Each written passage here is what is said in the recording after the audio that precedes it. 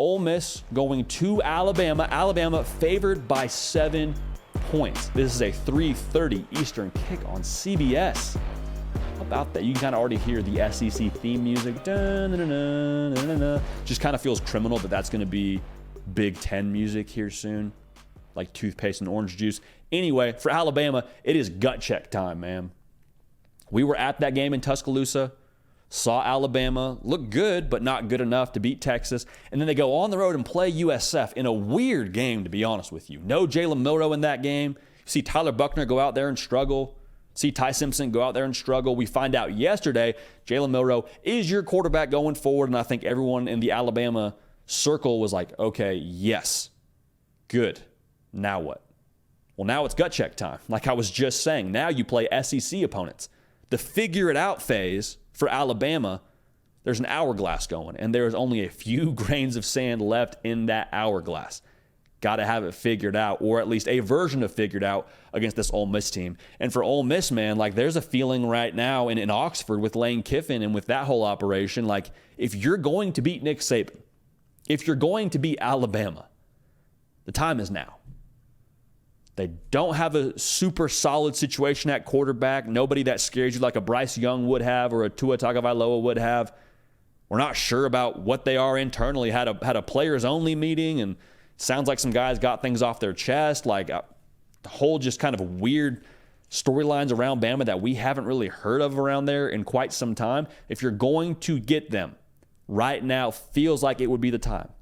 Short of it being in Oxford, this one's on the road, everything is favoring Ole Miss in a world or a scenario, rather, that you would like to map out for them to win this football game. So, are they going to do it? Well, let's pick it right now. We'll talk about it. I think the big thing that we're all wondering is, what does this offense look like now going back to Jalen Milroe? Didn't look great last weekend against USF. I think that goes without saying. There were people watching that football game saying, just put Jalen Milroe in the football game. Okay, we've seen enough. Put him back in the game. We're sorry we got upset about those 2 interceptions. We're sorry about that. Put Jalen Milroe in the football game. And there was probably a small portion of the fan base also saying, put Dylan Lonergan in. And for those that did that, we love y'all. We appreciate y'all. But this is Jalen Milroe's offense going forward. But that's kind of the question, right? Is it the Alabama offense or is it the Jalen Milroe offense? Because if it's the Alabama offense, I think you can expect to see a version of what you saw against Texas. See some good plays, see some flash plays from Jalen Milroe, but you also put Jalen Milroe in positions to do things he's not 110% comfortable doing and probably lead to a turnover or two. Pete Golding, former DC at Alabama, is the DC for Ole Miss in this football game. You don't think he's got something dialed up for this one? You don't think he's got maybe a little bit of an extra edge with motivation in this football game to beat his former school? I promise you he does. He'll have his A game. I promise you. They'll be ready.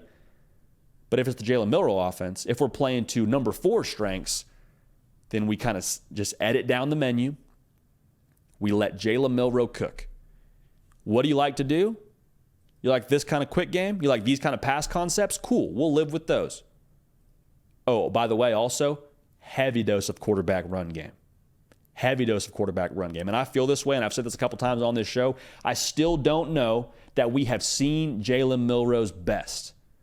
And the reason why I say that, I don't think we've seen an offense called specifically for Jalen Milroe. We saw him play last year in Bryce Young's offense. We saw him play against Texas in an offense that I think was the Alabama offense, not the Jalen Milroe offense. Let's call it for number 4. You got a wild horse back there playing quarterback. Don't put a saddle on him. Let him run. Let him be special.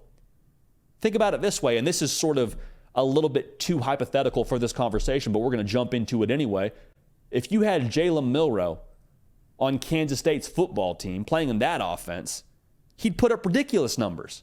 I'm not saying that's the formula to win this football game is Kansas State's offense. I'm just saying let him play to his strengths, and let's not hamstring him by trying to make him the quarterback that we want him to be. Let him throw what he's comfortable with. Let him run what he's comfortable with, and let's not try and get too outside the lines here. Okay? Now, there's more within that, too, because this game is going to be a line of scrimmage special. We'll talk more about Bama in a second, but I think for Ole Miss, kind of a similar philosophy in some ways. They want to run the football.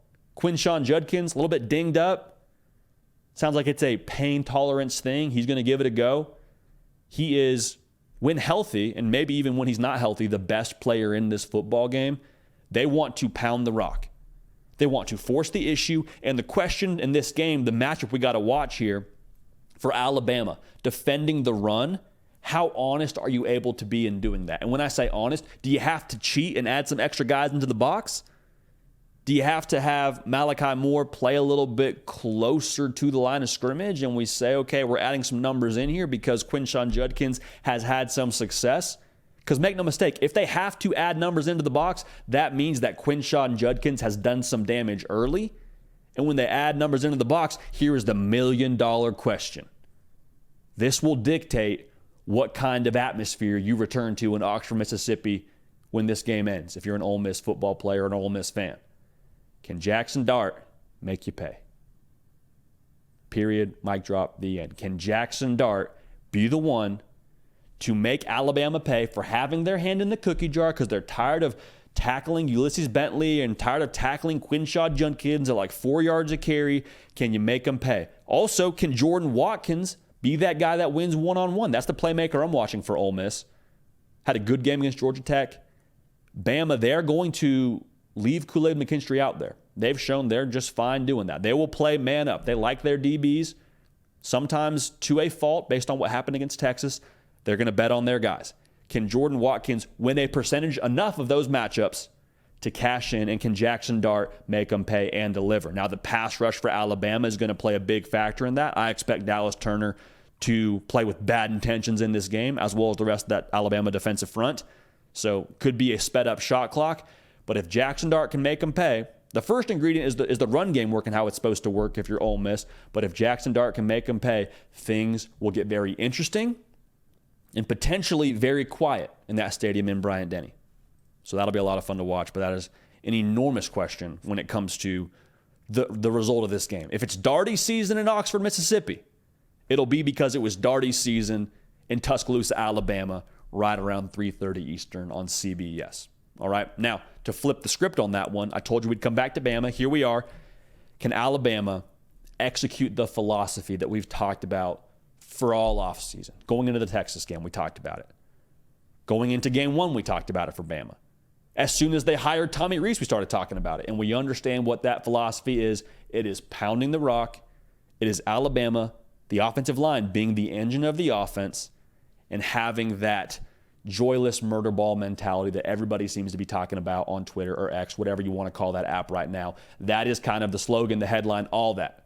Being able to play with that kind of bad intentions.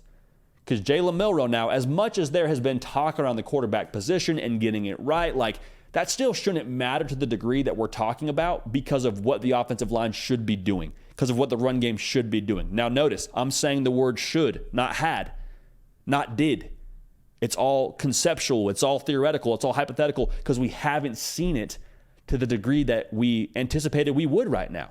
We haven't seen that offensive line just take over a game just yet. Yeah, they had 5 yards a carry against USF. Yeah, they had 200 yards rushing.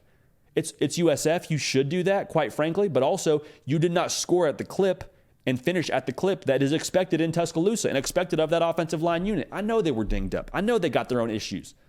But in this game, there will be no margin for that kind of error because I wholeheartedly believe with Lane Kiffin and the way that he is going to swing for the fence in this football game offensively, you will have to control the line of scrimmage, have to control the tempo of the game, limit their possessions, and be able to dominate how we've expected them to dominate really since this whole thing got rolling unofficially at SEC Media Day. All right? The offensive line now, you are the engine of the car. If you've watched this show for any length of time, you're sick of hearing me say that. They are the engine. Period. Mic drop. The end. A lot of mic drops, a lot of periods, a lot of the ends in this breakdown. There's a reason for that. It is gut check time in Tuscaloosa. So, I think Jalen Milroe does actually give this offense some real juice. Like, I think his second go at this, being the starting quarterback, I think he takes advantage of that. I do think they manage it a little bit differently. Is it exactly what you hoped it would be offensively for them? I don't know that you come out of this game feeling that way, but I think that Alabama front seven will ultimately put the game on Jackson Dart. I think they will probably have a little bit of an issue early with Quinshon Judkins, but when it comes time for that gut check time in the third quarter, they'll be able to limit that run game enough, get after Jackson Dart, and force him into either a sped-up shot clock, or they'll just get to him, period. So either they have some mistakes, or they're able to, and when I say mistakes, they force Jackson Dart into some mistakes, or they get to the quarterback, and that's kind of the way that that whole thing goes. Listen, man, for Alabama, until I see a body, until I see a lifeless Alabama laying there with my own eyes, I do not believe they're dead. It's kind of like the movies. Like you always see these characters just sort of disappear into the abyss. Like Lord of the Rings is this way. For all my Lord of the Rings nerds out there, Gandalf falls off the cliff, but you never actually see a dead Gandalf. I haven't seen a dead Alabama. I don't see it. I see a one-loss Alabama. I see a Bama that looked bad against USF. I saw a Bama that had real issues against Texas and probably has to figure it out if they want to beat a team like that in the college football playoff. But I don't see a dead Bama yet. And until I see that, I can't pick against them in Bryant-Denny. I think Ole Miss gives them all they can handle. I think Ole Miss covers the spread. I think it's back and forth. I think it is trading punches. I think Jalen Milroe does make enough plays. I think this Alabama offensive line does show a new pep in their step. I think Alabama wins this game. I think Ole Miss covers, but I think Alabama wins this football game 34-31. Hey y'all, thanks so much for watching. Subscribe to the channel here to make sure you don't miss an episode of The Hard Count. Also be sure to check out other videos on the On3 YouTube channel.